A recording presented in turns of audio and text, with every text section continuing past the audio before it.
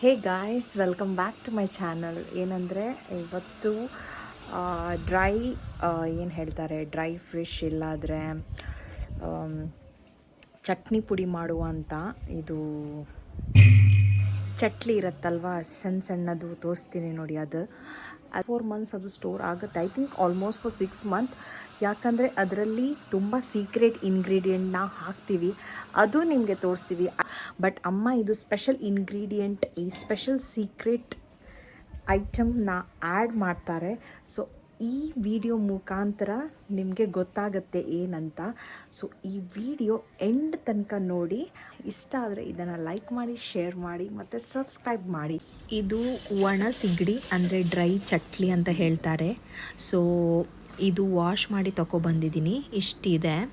So ಇದಕ್ಕೆ ಬೇಕಾಗಿರೋ ಸಾಮಗ್ರಿಗಳು ಅಂದರೆ ಡ್ರೈ ರೆಡ್ ಚಿಲ್ಲಿ, ಅದಾದಮೇಲೆ ಕರಿ ಲೀವ್ಸು, ಸ್ವಲ್ಪ ಜೀರಿಗೆ, ಹಳದಿ. ಈಗ ನಾವು ಏನು ಮಾಡಬೇಕಂದ್ರೆ ಒಂದು ಕಡಾಯಿ ತೊಗೋಬೇಕು, ಅದು ಸ್ವಲ್ಪ ರೋಸ್ಟ್ ಮಾಡಬೇಕಾಯ್ತಾ.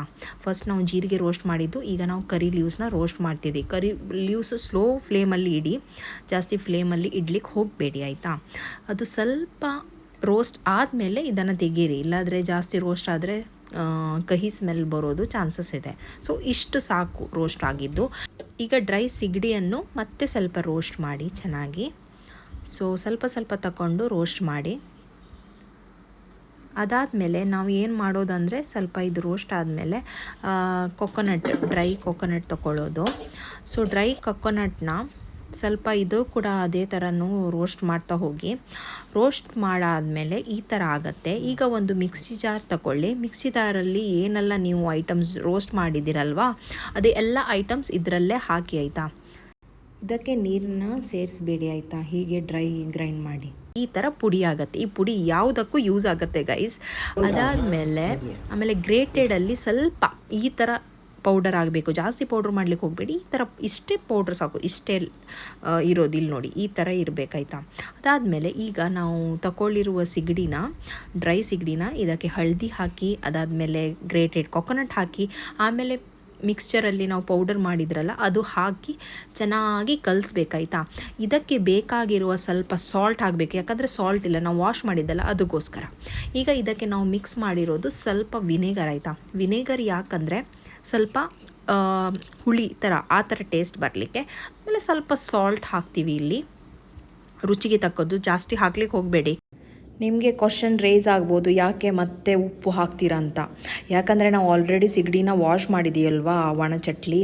ಸೊ ಅದಕ್ಕೋಸ್ಕರ ಸಾಲ್ಟ್ ಇಲ್ಲ, ಅದರಲ್ಲಿ ರೆಡ್ಯೂಸ್ ಆಗಿದೆ. ಅದಕ್ಕೋಸ್ಕರ ಸ್ವಲ್ಪ ಹಾಕ್ತೀವಿ, ಜಾಸ್ತಿ ಹಾಕ್ಲಿಕ್ಕೆ ಹೋಗಬೇಡಿ ಆಯಿತಾ. ಹೌದು, ಈ ಥರ ರೆಡಿ ಆಗಿದೆ ನಮ್ಮದು ಸುಕ್ಕೆ ಚಟ್ನಿ. ಅಂದರೆ ಸಿಗಡಿದು ತುಂಬ ಟೇಸ್ಟ್ ಇರುತ್ತೆ. ಇದರಲ್ಲಿ ಆ ಸೀಕ್ರೆಟ್ ಇಂಗ್ರೀಡಿಯೆಂಟ್ ಅಂದರೆ ಕರಿ ಲೀವ್ಸ್ ಆಯಿತಾ. ಖಾಲಿ ಚಟ್ಲಿ ರೆಸಿಪಿಗಲ್ಲ, ಬೇರೆ ರೆಸಿಪಿ ಕೂಡ ಹಾಕ್ಬೋದು. ಅಂದರೆ ಡ್ರೈ ಫಿಶ್ ಬೇರೆ ಇದ್ದರೆ ಸಣ್ಣ ಸಣ್ಣದು ನಿಮ್ಗೆ ಗೊತ್ತಿರ್ಬೋದು, ಆ ಫಿಶ್ ಕೂಡ ಇದೇ ಗ್ರೈಂಡೆಡ್ ಮಸಾಲ ನಾನು ತೋರಿಸಿದ್ನಲ್ಲ ಅದೇ ಥರ ಮಾಡ್ಬೋದು ಆಯಿತಾ. ಈಸಿ ಆಗಿರುತ್ತೆ. ಫೈನ್ ಗೈಸ್, ನಾನಿಲ್ಲಿ ಊಟ ಮಾಡ್ತಿದ್ದೀನಿ.